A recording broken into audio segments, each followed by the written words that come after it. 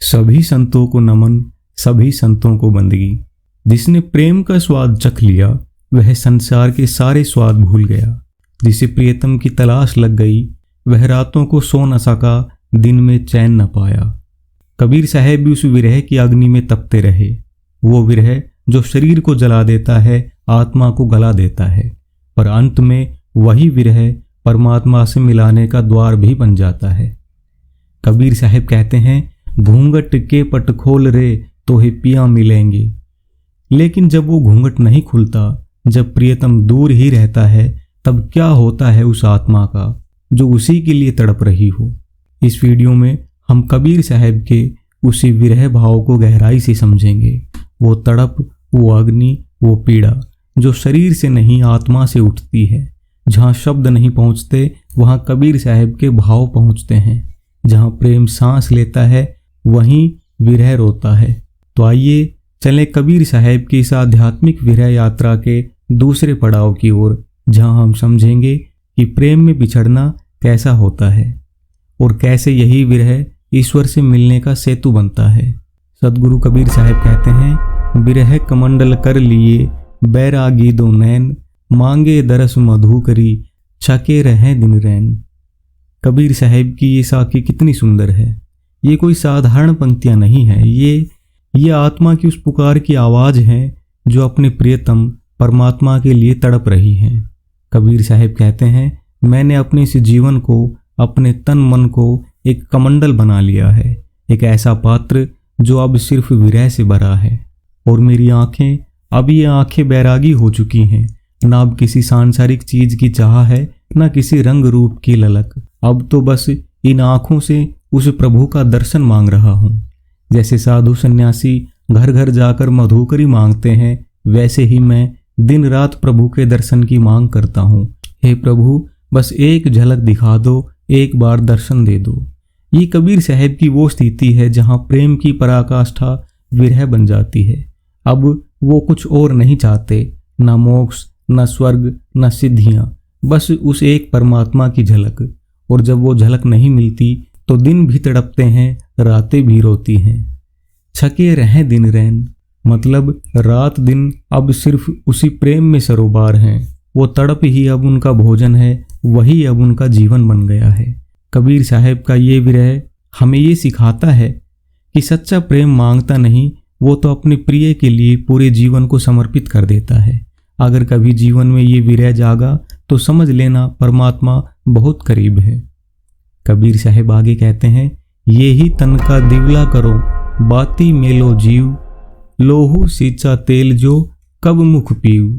कभी आपने सोचा है, प्रेम में जब कोई प्रिय दूर हो जाए और उसे पाने की चाह इतनी तीव्र हो जाए कि आप अपनी सांसों तक को समर्पित करने को तैयार हो जाएं, तो उस विरह की तीव्रता कैसी होती होगी।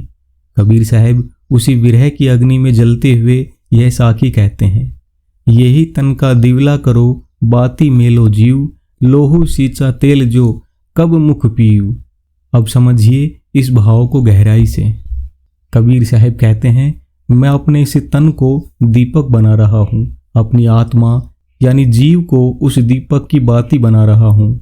यहाँ शरीर सिर्फ एक ढांचा नहीं रह गया, बल्कि एक समर्पण का प्रतीक बन गया है। वो दीपक जो संसार देखने के लिए नहीं, बल्कि उस अदृश्य परम प्रियतम को देखने के लिए जलाया जा रहा है। कबीर साहब आगे कहते हैं, मैं अपने लहू को तेल की तरह उस दीप में सींच रहा हूँ। अब सोचिए कोई कितना तड़पता होगा जब वो अपने खून को तक बहाकर दीप जलाने को तैयार हो जाए, सिर्फ एक दर्शन के लिए जिसका नाम है पीयू यानी परमात्मा। यह प्रेम अब कोई भावना नहीं रहा, यह पूरे अस्तित्व की पुकार बन गया है। कब मुख पीयू, अब सवाल सिर्फ मिलने का नहीं है। कबीर साहब कहते हैं, कब मुख पीयू, मेरे प्रियतम का मुख चेहरा मुझे कब दिखाई देगा। रक्त तेल बनकर बह रहा है, पर प्रियतम अब भी सामने नहीं आया। यहाँ कोई प्रेम की मांग नहीं, यहाँ प्रेम एक यज्ञ है, एक बलिदान है। प्रेम की पराकाष्ठा, इस पद में कबीर साहब ने जो चित्र खींचा है वो बताता है कि सच्चा प्रेम केवल सुख की तलाश नहीं करता, वो अपने प्रिय के विरह में भी स्वयं को भस्म कर सकता है। और यह विरह ही है जो आत्मा को शुद्ध करता है, जो प्रेम को अग्नि में तपाता है और अंततः यही विरह प्रेमी को प्रभु से मिला देता है। कबीर साहब आगे कहते हैं, कबीर हंसना दूर करूं रोने से करूं चीत, बिन रोए क्यों पाइए प्रेम प्यारा मीत। कबीर साहब की ये वाणी सीधी दिल में उतरती है। वो कह रहे हैं, अब हंसी का कोई मूल्य नहीं रहा, अब तो हर मुस्कान बनावटी लगती है, क्योंकि मन के भीतर जो विरह की आग जल रही है उसमें हंसी पिघल जाती है। अब तो केवल रोना ही सच्चा साधन है, वही एक मार्ग है जो प्रेम की गहराई तक ले जाता है। कबीर साहब कहते हैं, अब मैं रोने को ही अपनी साधना बना चुका हूँ, क्योंकि जो प्रियतम वह ईश्वर, वह आत्मा का सच्चा मीत जब सामने नहीं है तो हंसी व्यर्थ है और रोना भक्ति है। यह रोना कोई कमजोर व्यक्ति का रोना नहीं, यह उस आत्मा की तड़प है जो अपने परम प्रिय से अलग हो गई है और अब उसी को पुकार रही है। कबीर साहब सवाल उठाते हैं, बिन रोए क्यों पाइए, क्या बिना रोए बिना तड़पे सच्चा प्रेम मिल सकता है? नहीं। जिसे सच्चा प्रेम चाहिए उसे पहले खुद को मिटाना होगा, हृदय को पिघलाना होगा, अपने भीतर के पत्थर को आंसू से गलाना होगा। कबीर साहब यह नहीं कह रहे कि रोना ही सब कुछ है, वो कह रहे हैं कि जब तक प्रेम में विरह की आग नहीं जलेगी, जब तक आंसू नहीं बहेंगे, तब तक वो प्रियतम, वो प्यारा मीत हमें नहीं मिल सकता। ये प्रेम आसान नहीं, ये तप है, यज्ञ है, समर्पण है। और इस प्रेम की शुरुआत वहीं से होती है जहां हम संसार की हंसी छोड़कर उस ईश्वर के लिए रोना सीखते हैं। कबीर साहब आगे कहते हैं, हंसा तो दुख ना बीसरे, रोवो बल घट जाए, मन ही माही बिसुरना, ज्यां घुन काठी खाए। ये पद कबीर साहब का एक और मार्मिक दर्शन है। वो पीड़ा जो बाहर दिखती ही नहीं, जो हंसी में भी नहीं छुपती और रोने से भी हल्की नहीं होती। कबीर साहब कहते हैं, अगर मैं हंसता हूँ तो भी दुख पीछा नहीं छोड़ते, और अगर मैं रोता हूँ तो मेरा शरीर कमजोर हो जाता है। दुख कोई ऐसा नहीं जो बाहर व्यक्त करके हल्का हो जाए, ये तो भीतर ही भीतर जड़े जमा कर बैठा है। मन में जो पीड़ा है वो उस घुन की तरह है जो लकड़ी को बाहर से नहीं भीतर से चुपचाप खा जाता है। कोई देख भी नहीं सकता, कोई समझ भी नहीं पाता, पर भीतर हर पल कुछ टूटता जा रहा है। कबीर साहब यहाँ जिस दुख की बात कर रहे हैं वो सांसारिक दुख नहीं, वो उस आत्मा की पीड़ा है जो अपने स्रोत से बिछड़ गई है। वो ईश्वर से, अपने मूल से अलग हो चुकी है और अब वो विरह उसे भीतर से खा रहा है। ना तो हंसी राहत देती है, ना ही रोना समाधान बनता है, क्योंकि ये दुख शरीर का नहीं, आत्मा का है। यह वो विरह है जो शब्दों से परे है, जो मौन में गूंजता है और जो भीतर ही भीतर आत्मा को गलाता रहता है। यह पद हमें याद दिलाता है कि जो पीड़ा परम प्रेम के अभाव में है वो किसी के समझने की बात नहीं होती, वो बस अनुभव की बात होती है। जैसे लकड़ी को घुन खा जाता है, वैसे ही आत्मा को विरह खा जाता है, और इस विरह में ही छिपा है प्रेम का सबसे गहरा रूप, सबसे मौन, सबसे तीव्र। कबीर साहब आगे कहते हैं, कीड़े काठ जो खाइया, खात किन्हु नहीं दीठ, छाल उपारी जो देखिया, भीतर जमिया चीठ। कबीर साहब इस पद में जीवन का एक कठोर लेकिन गहरा सत्य उजागर करते हैं। वो कहते हैं कि जैसे कोई कीड़ा लकड़ी को भीतर से चुपचाप खा जाता है, वैसे ही हमारे भीतर कुछ ऐसा है जो आत्मा को धीरे धीरे खोखला करता जा रहा है। बाहर से सब कुछ सामान्य लगता है, चेहरे पर हंसी, बातों में मिठास, व्यवहार में कोई खोट नहीं दिखाई देता, लेकिन भीतर क्या चल रहा है कोई नहीं देख पाता। कबीर साहब कहते हैं, खात किन्हु नहीं दीठ, खाने वाला दिखता नहीं, लेकिन जब उसकी छाल हटाई तो अंदर सड़न दिखी, भीतर जमिया चीट। यह चीट क्या है? यह वो भीतर की गंदगी है जो हमारी वासनाओं, झूठे अहंकार, लालच और आत्मविस्मृति से बनती है। हम सोचते हैं कि अगर बाहर सब ठीक है तो जीवन भी ठीक है, लेकिन कबीर साहब चेतावनी देते हैं, भीतर की सड़न ही असली बीमारी है जो धीरे धीरे आत्मा को जर्जर करती है। यह पंक्तियां आत्मनिरीक्षण की मांग करती हैं। क्या हमारे भीतर भी कोई चुपचाप खा रहा है? ईर्ष्या, द्वेष, मोह, या फिर उस परम प्रिय की याद से दूर हो जाना? जब तक हम सतह पर जीते रहेंगे, भीतर की ये चीट बढ़ती ही जाएगी। कबीर साहब हमें झकझोरते हैं, बाहर की छाल मत देखो, भीतर झांको। जहां तकलीफ दिखे वहीं से साधना शुरू करो, वरना एक दिन पूरा जीवन सिर्फ एक खोखली लकड़ी बनकर रह जाएगा। हंस हंस कत न पाइए, जिन पाया तिन रोए, हांसी खेले हिये मिले, तो कौन सुहागन होए। कबीर साहब का यह पद प्रेम की सतही समझ को तोड़कर हमें उसकी गहराई में ले जाता है। वो कहते हैं, प्रेमी को हंस हंस कर खेल खेल में पाया नहीं जा सकता। जिन्होंने सच्चे प्रियतम उस ईश्वर को पाया है, वे सब रोते रोते तपते तपते पहुंचे हैं। हम सोचते हैं कि प्रेम में बस मिठास है, प्रेम में बस मिलन का सुख है, लेकिन कबीर साहब कहते हैं, प्रेम में सबसे पहले जलना पड़ता है, घुलना पड़ता है, टूटना पड़ता है। कबीर साहब यहाँ सुहागिन की बात करते हैं, लेकिन यह सांसारिक पति की नहीं, परमात्मा से मिलन की सुहागिन की बात है। अगर हंसी खेल में ही आत्मा परमात्मा से मिल जाती तो फिर विरह, तपस्या, रोना इन सब का कोई अर्थ ना होता। लेकिन जिनको सच में मिला है वो भीतर से रोए हैं, पिघले हैं और अपने मैं को भस्म करके ही उस वो को पाया है। इसलिए कबीर साहब पूछते हैं, हंसी खेल ही ये मिले, तो कौन सुहागिन होए। क्या कोई भी स्त्री, क्या कोई भी आत्मा सिर्फ हंसते हंसते अपने प्रियतम से मिल सकती है? नहीं।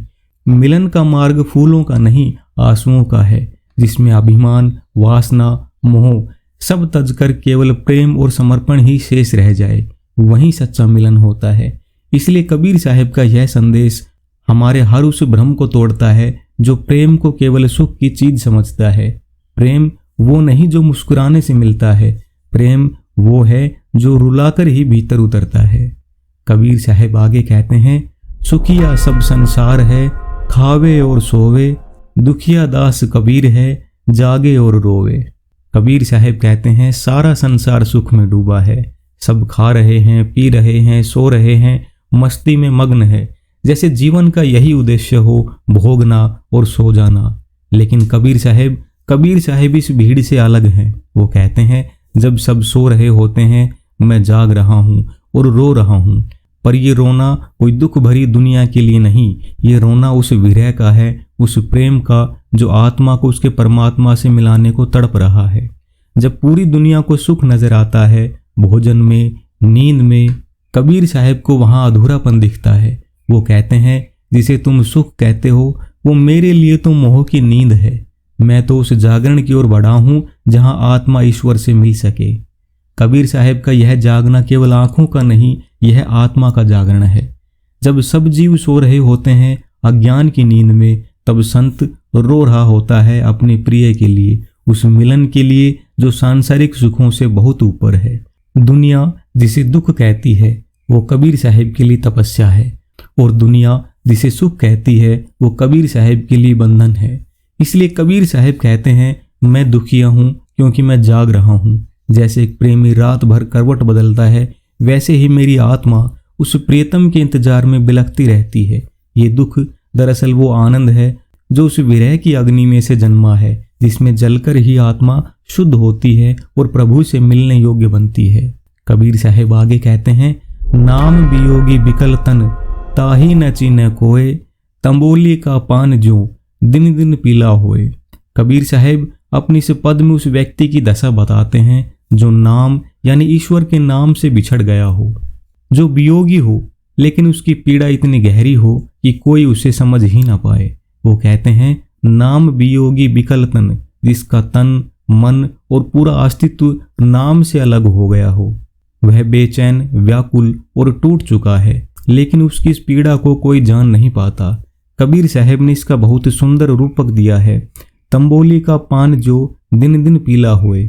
तंबोली जो पान खाते खाते पीला पड़ जाता है, वैसे ही उस नाम वियोगी की देह दिन प्रतिदिन पीली पड़ती जाती है। यह पीला रंग केवल शारीरिक कमजोरी नहीं, यह उस अंदरूनी सूखेपन और जीवन की ऊर्जा के खत्म होने का प्रतीक है जो ईश्वर से बिछड़ने पर आता है। कबीर साहब यहाँ इस पीड़ा को इतना गहरा दिखाते हैं कि जैसे कोई अपने भीतर से ही सूख रहा हो, जीवन के रंग फीके पड़े हों और कोई यह समझ ही ना पाए कि क्या हो रहा है। नाम वियोग यह केवल अलगाव नहीं, यह आत्मा का मर जाना है। जब तक हम ईश्वर के नाम से जुड़े हैं तब तक जीवन में रंग है, उमंग है, ऊर्जा है, पर जब नाम से दूर हो जाते हैं तो तन मन दोनों सूखने लगते हैं। कबीर साहब हमें चेतावनी देते हैं, नाम से दूर रहना अपनी आत्मा को पीला करना है, अपने अस्तित्व को खोना है। इसलिए वे कहते हैं कि हमें नाम से जुड़े रहना चाहिए, वरना हम तंबोली के पान की तरह पीले पड़ जाएंगे और कोई हमारी पीड़ा को समझ नहीं पाएगा। अब कबीर साहब कहते हैं, नैन हमारे बावरे छिन छिन लोड़े तुझ, ना तुम मिलो ना मैं सुखी, ऐसी बेधन मुझ। कितनी सुंदर साखी है। कबीर साहब की यह पंक्ति दिल की गहराई से निकली वेदना है। उनकी आंखें, ये नैन बावरे हो गए हैं। ये बार बार उस प्रीतम को पुकारते हैं जिससे मिलना अब एक सपना सा लगने लगा है। छिन छिन लोड़े तुझ, यह एक ऐसी आवाज है जो बार बार टूटती है, एक मन का कुंदन जो बार बार फटता है। उनकी आत्मा तड़प रही है, छटपटा रही है, हर पल उस मिलन की प्यास में जल रही है। पर कबीर साहब कहते हैं, ना तुम मिलो ना मैं सुखी। जब तक वह प्रीतम साथ नहीं होता, मेरी आत्मा को कोई चैन नहीं मिलता। यह वेदना, यह तड़प केवल सांसारिक प्रेम की पीड़ा नहीं है, यह आत्मा की वो आग है जो अपने सच्चे साथी ईश्वर से बिछड़ने पर जलती है। ऐसी वेदना कबीर साहब के लिए एक अनंत विरह की अनुभूति है, जो जब तक खत्म नहीं होती, जब तक वह दिव्य मिलन ना हो जाए। यह भाव हमें ये सिखाते हैं कि प्रेम केवल सुख नहीं, कभी कभी गहरा दुख और अधीरता भी होता है। लेकिन वही दुख हमें भीतर से बदलता है, हमें उस परमात्मा के निकट ले आता है। कबीर साहब आगे कहते हैं, मांस गया पिंजर रहा, ताकन लागे काग, साहिब अजहू न आया, मंद हमारे भाग। कबीर साहब इस पद में अपने भीतर की उस पीड़ा को बयान कर रहे हैं जो तब होती है जब आत्मा अपने सच्चे स्वामी से बिछड़ जाती है। मांस गया पिंजरा रहा, जैसे शरीर का मांस खत्म हो गया हो, केवल हड्डियां बच गई हों, उसी तरह उनकी आत्मा शुष्क और कमजोर हो गई है और अब वह केवल पिंजर, केवल ढांचा रह गया है जो अपने भीतर से कमजोर और निर्बल महसूस करता है। अब उनके शरीर की कमी इतनी स्पष्ट हो गई है कि कोई भी उसे ताकने लगे। यह दर्शाता है उनकी अपमान और हानि की स्थिति। दूसरों की नज़र में वे कमजोर, खोखले और निराश दिखते हैं। फिर कबीर साहब कहते हैं, साहिब अजहू न आया, उनका स्वामी, उनका प्रियतम अभी तक नहीं आया। जो मिलन का वादा था, जो दिल की अंतिम आशा थी, वह अभी पूरी नहीं हुई। मंद हमारे भाग। कबीर साहब अपने भाग्य को दुखद और धीमा बताते हैं। उनका भाग्य दुखद और धीमा है, उनकी तकलीफ बढ़ती जा रही है, उनका भाग्य सहारा देने में असमर्थ है। यह पद हमें विरह की उस गहरी अनुभूति से रूबरू कराता है जब आत्मा अपने प्राण स्वामी से दूर हो जाती है और सब कुछ सूख सा जाता है। कबीर साहब की यह वेदना हमें याद दिलाती है कि बिना उस परम मित्र के हम सिर्फ एक खाली पिंजर की तरह हैं।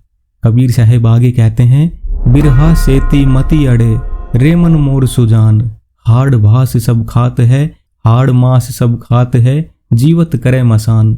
कबीर साहब यहाँ अपने मन से कह रहे हैं, मेरे मन, क्या तुम्हें समझ नहीं आता?